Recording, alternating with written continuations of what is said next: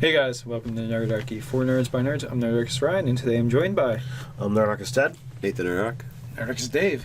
And today we're going to talk about splitting up the party, or why you should or shouldn't do it. But first... Before we get into that, jump down to the description below, click on the link for the newsletter, sign up with your name, your email address. It's a great way to get tips and stuff delivered straight to your inbox, as well as a chance to game with Nerdarchy. Now, the best way to split up the party is with Vorpal weapons, because if they crit on a Vorpal weapon, you can just cut them right in half. You know, like maybe you have Vorpal... what is it? Guillotines just come down, guillotine traps. That will totally split the party. I think Vorpal's very specific, though. I think it's just the head. Sharpness. Sharpness can... Sharpness All right, can cut off sharpness. limbs. One party member at a time. Split them up. That's right. All right, so splitting up the party, it's one of those things that a lot of DMs really hate doing. Some DMs are all for to it. the point where they can be punitive to if you split up the party. The reason why I wanted to do this video is because in two of our last three games, it's come up. And, you know, the one game ended with, hey, these guys are going to go ask the dwarves for help, and these guys are going to go ask the elves for help. And sometimes it really just doesn't make sense to go, because I've seen this done too, where like the whole party will go one way and then go to the next one. Right. But like, or send a band of NPCs to go do the other task. Yeah, well, that makes sense. That is absolutely, that would make sense. Although in this case, it was actually like the players actually had the most involvement with these with Two different groups. With the two different groups, so it made sense. It's like, And you're also dealing with a time-sensitive matter. yes, You know, if it's not a time-sensitive situation, then there might not be a reason to split up the party. But here, you are dealing with a potential threat, and they're like, oh, well, we need to seek aid. Well, where can we do that? Oh, your hometown. Great. And we need to not casually stroll to this aid. We need to get there as fast as possible. Now in that case, it worked out really well because, fortunately, This direction didn't show up? half the party did not show up that game. Who would have gone to seek the aid of the elves? Right. Yeah, it worked out really well. Our Well, For elves- me, there. I mean, Oh, yeah, for you. You didn't, know. and for all the rest of the players that didn't have to sit through elf negotiations. Right. Yeah. I mean, you guys actually got waylaid and tortured by gnolls, but, hey, for us, it was fine. You don't know exactly what's happened yet. We'll find out Saturday. Yeah. Yeah. Well, no, I mean, so splitting the party story-wise, if you have a certain segment of the group that can't show up, story-wise, splitting the party makes perfect sense is great, but when you have everyone at the table, it's a lot more difficult to justify it, because then you have to run this sort of like bouncing back and forth narrative, and like somehow keep it engaging for everyone. Yeah, so I'd given that some thought, and I think like if you do like 15 minutes per, and just keep doing, and maybe if you can like creatively get to a combat or encounter situation for each of them at the same time, and literally just do an initiative order and have everyone basically run both the combats at the same time, Like a line down the board. Yeah, pretty much. That's pretty interesting. Yeah, I'm not saying it would be easy. I think to it do. would be really tricky to like keep, because especially too, like I'm one of those people that Maybe for you lesser DMs. I like all right, angry GM being channeled here. But so I like tactical combat, like, because most things with spells and area effect and this and that, like you're gonna want to see how things are positioned out. So if you're going to have to map two combats... Yeah, you'd have to literally map two combats. Yeah, so that would be interesting. That could be fun. I would be willing to give that a whirl. You need the board. Yeah. In the olden days, like, they'd have the spouse, and the spouses, like, sleep together, but they'd have the board between them so nothing could happen. Right. it's like that, the betting board.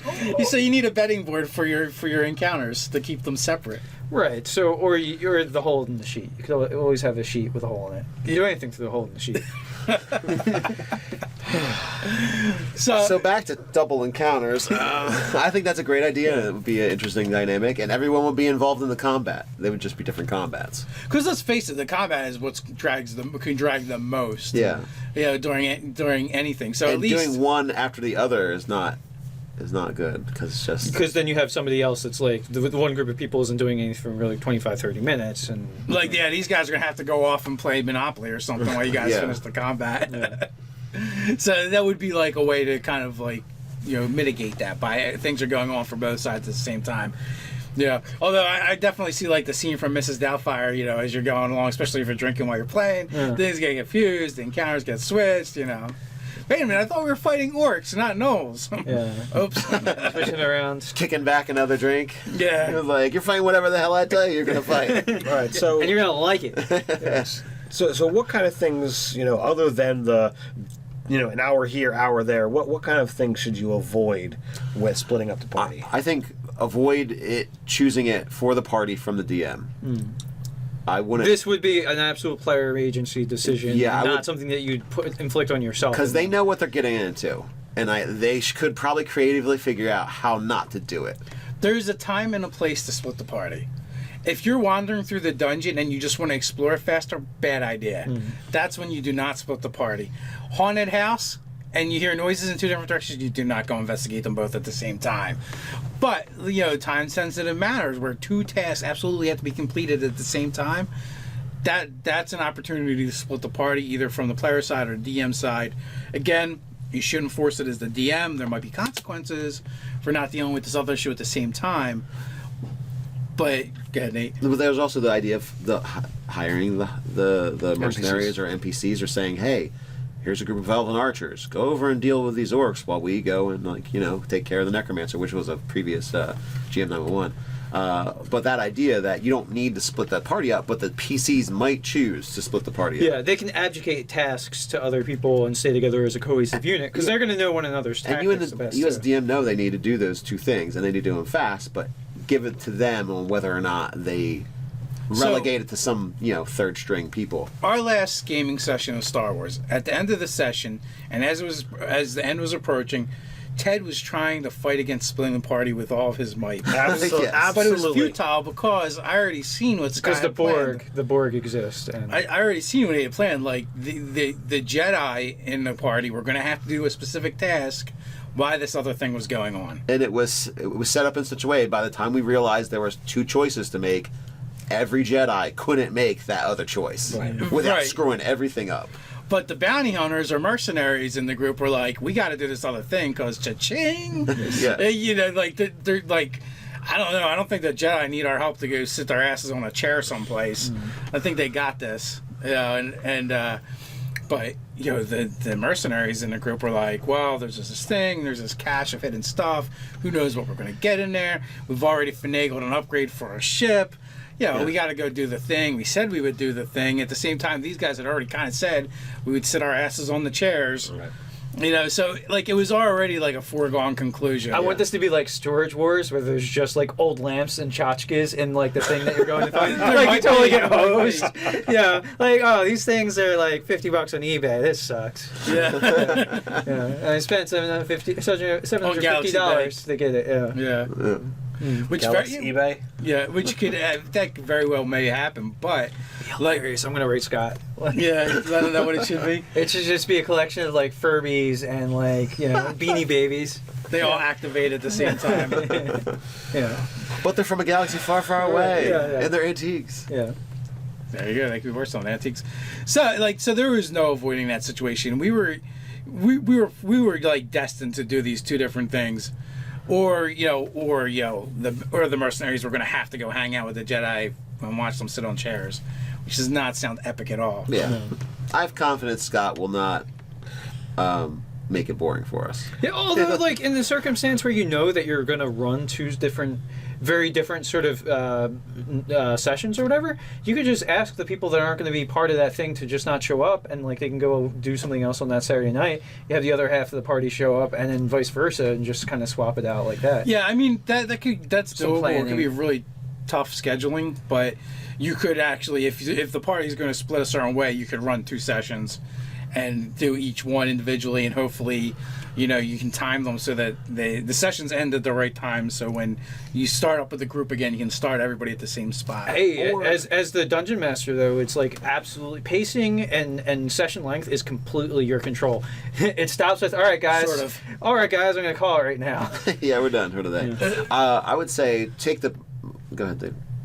Well, the only thing I would say that I've seen my players turn one night of material into 3 nights. So pacing, to a certain extent you have control, but to another extent what the players actually do within that can time affect frame. it as well. Yes. Now I'm going to make this sound easy, but take the most predictable group for first. players. Ha ha ha.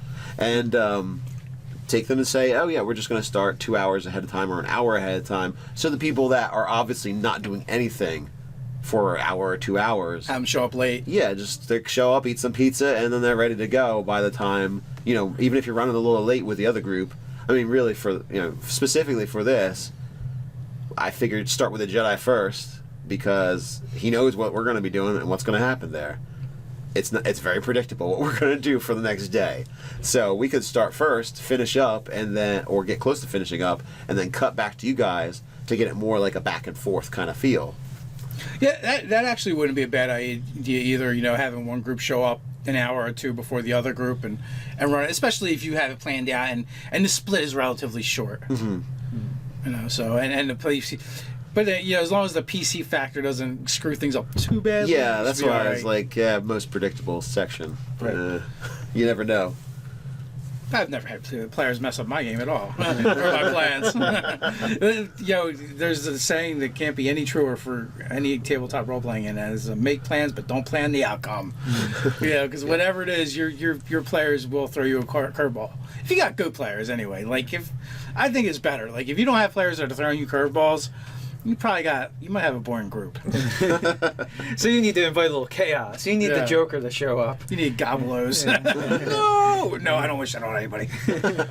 So what do you guys think out there? What kind of steps do you take to avoid the party split, or how do you manage when the players actually force the split? Put your thoughts in the comments below. While you're at it, like, share, even subscribe. You check out the Nerdarchy articles over at the .com place. .com place. While you're at the .com place, we also have a store place. Go check out Nerdarchy the store. You could also Patreonize us in a good way over on patreon.com. So until next time, stay nerdy.